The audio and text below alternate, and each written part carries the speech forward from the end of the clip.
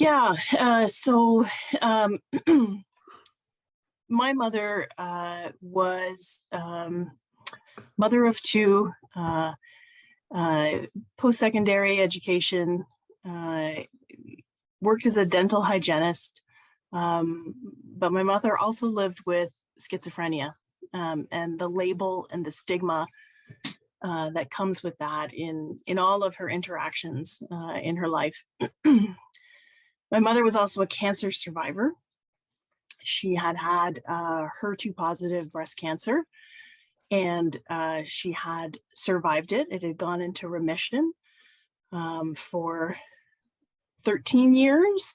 uh, and then she started to experience back pain, bone pain. She ended up with metastasized breast cancer. We My mother ended up going to her local emergency department. She was in so much pain. And when she arrived in Canada, in Ontario, we have something called a Form 1. And the slang is that she had been formed, which mean a doctor had put her on a form, which meant she was a violent threat or a threat to herself or others for 72 hours. It's a psychological needs hold. My mother had gone to the hospital because she'd fallen in her apartment. Her legs were numb and she couldn't stand up. So her building super called an ambulance. That, in fact, in hindsight, was the stage 4 bone cancer, the metastasized breast cancer. The tumors on her spine had made it impossible for her to use her leg. And so she ended up at the Emerge. The admitting physician had diagnosed her with a psychotic break and put her on this Form 1. And so a woman that is in excruciating pain is now locked in a room with a security guard for 72 hours. And they actually would not treat her symptoms until a psychiatrist had come to see her. So when we had arrived, she had to use the washroom. My sister had actually asked the nursing staff to get a wheelchair because she couldn't walk. She had complained about her sore back. She had been complaining about her numb legs. And the nursing staff actually made my mother walk herself to the washroom, would not get her a wheelchair. And so my sister had to watch my mother walk down the hall where she fell. She collapsed and had to watch these two nurses come and pick my mother up under the armpit, take her to the washroom. When my mother came back, she was in tears. She was now being pushed in a wheelchair by the same nurse that refused to give her assistance earlier. And when we asked what was wrong, she said she'd fallen again. And it was when she said again that we really started to push with the hospital as to what had happened. So when my mother had first arrived in the emergency under similar conditions, she had also fallen in the Emerge, hit her head on the floor. And even though she was on this psychological hold, it was the fall in the hospital where she hit her head that prompted the hospital to take x-rays. So we were really thankful that those x-rays had happened because it was the x-rays that finally convinced them that, they could see the black spots on her bones. They had x-rayed her head, but they could see the black spots. They could see her shoulder on the same side her breast cancer was broken. And they had told us it was broken several times in various stages of healing because of the bone tumor had weakened the bone.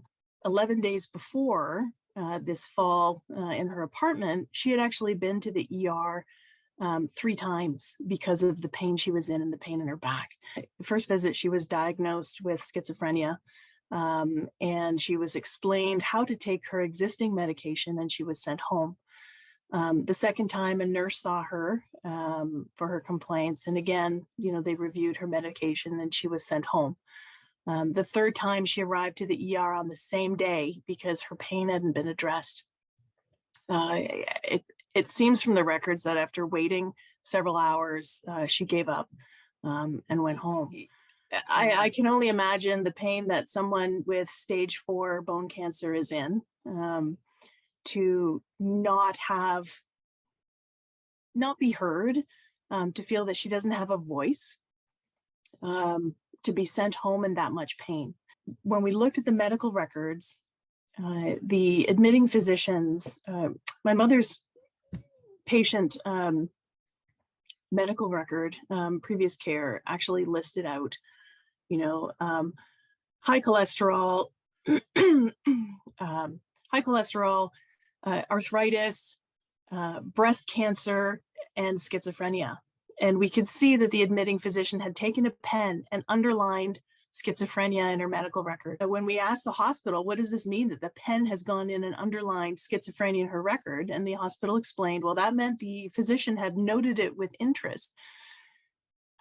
And so our question is, why wasn't breast cancer for a woman with shoulder pain on the same side as her breast cancer, back pain, a numb leg, which in other circumstances, I was told was textbook for metastasized breast cancer, and yet breast cancer hadn't been noted with interest in her medical file. And at that time, I actually worked in a cancer center, and we saw women that presented just like my mother, HER2 positive, a history of HER2 positive breast cancer, that would go on and live for several years in some cases with a very straightforward treatment regimen. And my mother was never provided with that option. She passed away. She never left the hospital. She passed away about 3.5 weeks later from her cancer. But I think safety in healthcare is paramount. I think it's critical that we be able to trust our providers and trust the care facilities that we rely on. But at the same time, you do need advocates. And there's this balance, I think, where in our case, we were afraid to become, that family. You do have this part in the back of your mind where you don't want to piss them off. You don't know what are the consequences going to be. The day before my mother had ended up in the ER because of a fall in her apartment, we had actually taken her to her local primary care physician because we could see she was in pain. We could see her quality of life was suffering. At that appointment, my sister actually asked the physician to do a bone scan. And again, we found out later through the family's investigation that standard of care would have been to do a bone scan for non-responsive pain, or for pain that didn't respond to treatment. And it wasn't done.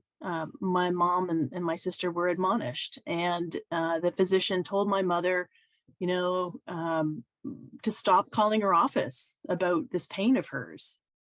It looks like my mother had been to her physician several times over the previous 9 months about pain in her shoulder, pain in her back.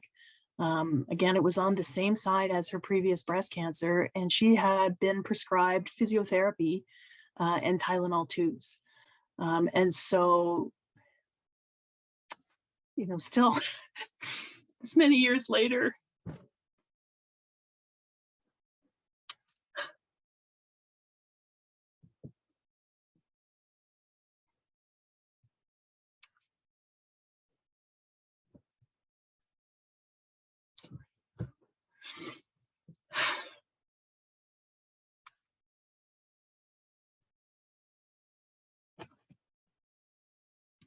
this many years later, I think of a 71-year-old woman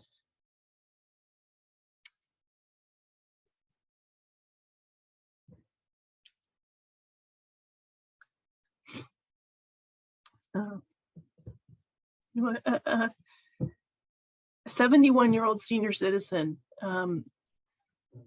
with a shoulder broken several times over,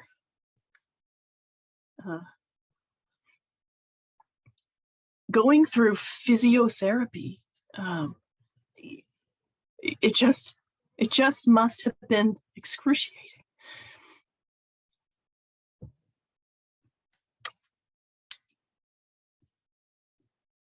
And the amount of unnecessary suffering just was phenomenal. It's very timely right now to talk about privilege and bias and what these things mean to us. And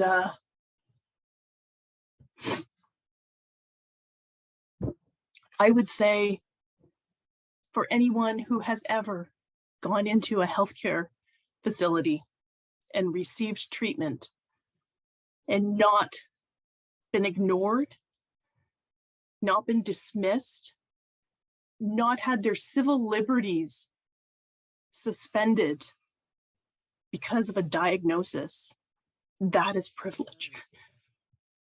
So I guess I would also leave you with the idea that bias causes physical injury, and I think in some cases we don't always make those connections. That diagnostic overshadowing and that idea of bias, it results in physical injury in acute care settings, and it can result in secondary harm. The members of the family, we will be users of the hospital system one day, and this is the experience that we'll be bringing with us as well. The inequity is what really breaks my heart. It just brings me a lot of sadness, not only to think about the extra suffering my mother had to experience, but just that happens for such seemingly superficial reasons. The other comment I receive most often when I share my mother's story, which I still find surprising, is that people don't connect individuals with mental illness is having acute illness. And so that idea that you can have comorbidities or you can have concurrent diagnoses when it comes to mental illness, it still seems like a novel concept. People have come up to me and said, yes, you're completely right. I've never thought of it that way, that you can have a mental illness and get the flu. You can have a mental illness and have diabetes, and so when we talk about education, we talk about, kind of the next generations of doctors. I think that's just an important item to highlight, is find ways to make those labels a little bit less scary for people.